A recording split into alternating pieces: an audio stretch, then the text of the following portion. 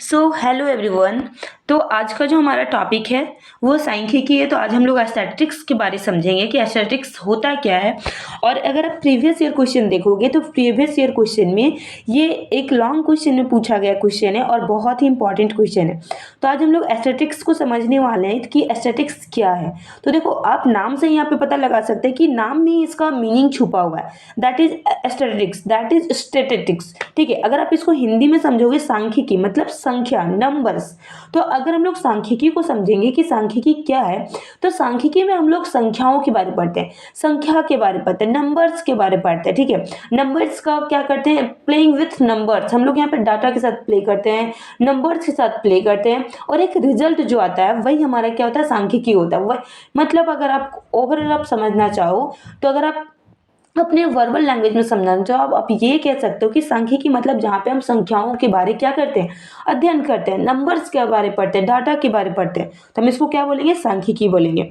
तो चलिए थोड़ा सा इसको हम प्रोफेशनली समझ लेते हैं कि होता क्या है सांख्यिकी। तो अगर हम इन लोग इसका अर्थ समझेंगे तो सांख्यिकी शब्द अंग्रेजी के शब्द एस्थेटिक्स का हिंदी रूपांतर है, जो लैटिन भाषा के शब्द स्टेटस से लिया गया तथा जर्मन भाषा शब्द स्टैटिस्टिक से भी जोड़ते हैं, जिसका अर्थ राज्य है।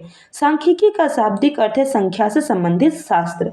ठीक है, जिसको हम लोग ऑलरेडी भी समझ चुके हैं कि सांख्यिकी में हम लोग सिर्फ किसके बारे पढ़ते हैं, संख्याओं के बारे पढ़ते हैं, नंबर्स के बारे पढ़ते हैं। इस प्रकार विषय के रूप में सांख्यिकी ज्ञान की वह शाखा है जिसका संबंध संख्याओं या संख्यात्मक आंकड़ों से है। सांख्यिकी सिद्धांतों को वैज्ञानिक रूप में प्रस्तुत करने का श्रेय जर्मन विद्वान गॉटफ्राइड एचेनवॉल को है। इसी कारण इनको सांख्यिकी का जनक भी कहा जाता है। वर्तमान युग में सांख्यिकी को विकसित करने में कार्ल पियर्सन का योगदान सबसे अधिक है। अब हम लोग थोड़ा सा डेफिनेशन समझेंगे कि डेफिनेशन इसका क्या है। तो बाउले के अनुसार सांख्यिकी वह विज्ञान है जिसमें साधारण रूप से क्या की जाती है, गणना की जाती है। अगर हम वॉकिंग डिंकन के अनुसार समझेंगे, ठीक है, तो ये इनका कहना है कि सांख्यिकी अनुमानों और संभावनाओं का ही क्या है, विज्ञान है। अब हम लोग समझेंगे कि शिक्षा में सांख्यिकी का महत्व, उपयोग, या फिर देखिए क्वेश्चन ना कुछ भी आ सकता है। अगर क्वेश्चन आया कि शिक्षा में सांख्यिकी का महत्व बताइए, या क्वेश्चन आएगा कि शिक्षा में सांख्यिकी का उपयोग बताइए, या गुण बताइए, विशेषता बताइए, तो आपको लिखना सेम चीज है। ठीक है, इसीलिए यहाँ पे ऑब्लिक करके वो बताया गया।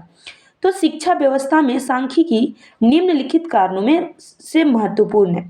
सांख्यिकी शिक्षकों को वर्णनात्मक आंकड़ों का उपयोग करके छात्र के प्रदर्शन को समझने की अनुमति देती है।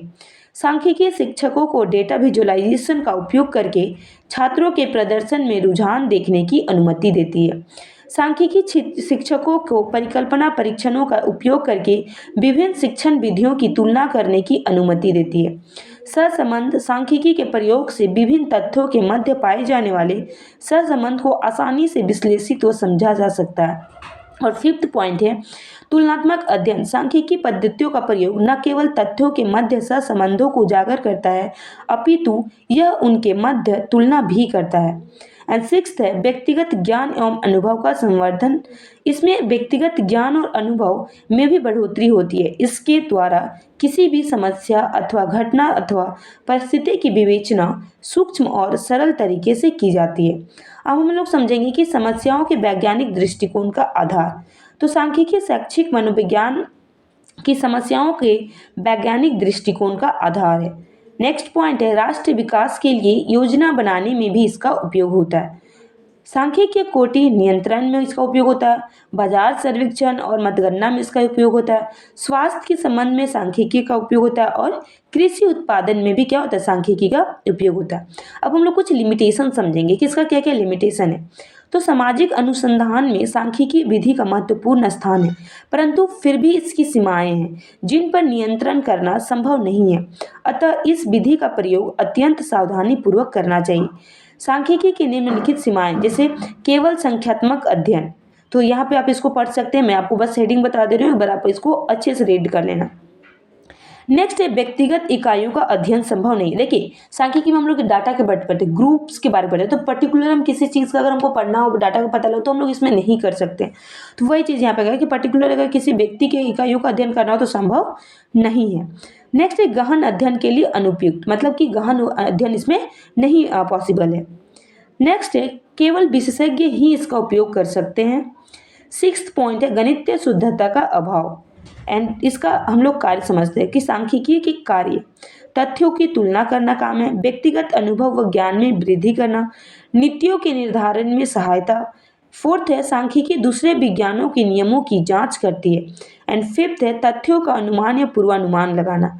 सांख्यिकी तथ्यों को निश्चितता प्रदान करती है। तथा सेवेंथ पॉइंट है सांख्यिकी जटिलता को सरल बनाती है। एंड नेक्स्ट पॉइंट परिकल्पनाओं का जांच करना। तो ये हमारा सांख्यिकी के बारे एक शॉर्ट नोट था। आप इसको लॉन्ग में भी लिख सकते हैं। तो होप आपको ये पसंद भी आया होगा और आपको समझ में आया होगा। तो और अगर अभी तक आप चैनल को सब्सक्राइब नहीं किया हो तो चैनल को आप सब्सक्राइब कर लेना, लाइक कर लो और शेयर कर लो, ताकि जो भी वीडियोज अपलोड हो उसका नोटिफिकेशन आपके पास आए और कोई भी वीडियो आपको मिस ना हो। सो होप आपको ये लेक्चर समझ में आया होगा। थैंक यू, मिलते हैं नेक्स्ट लेक्चर में, तब तक take care, bye bye, and keep watching.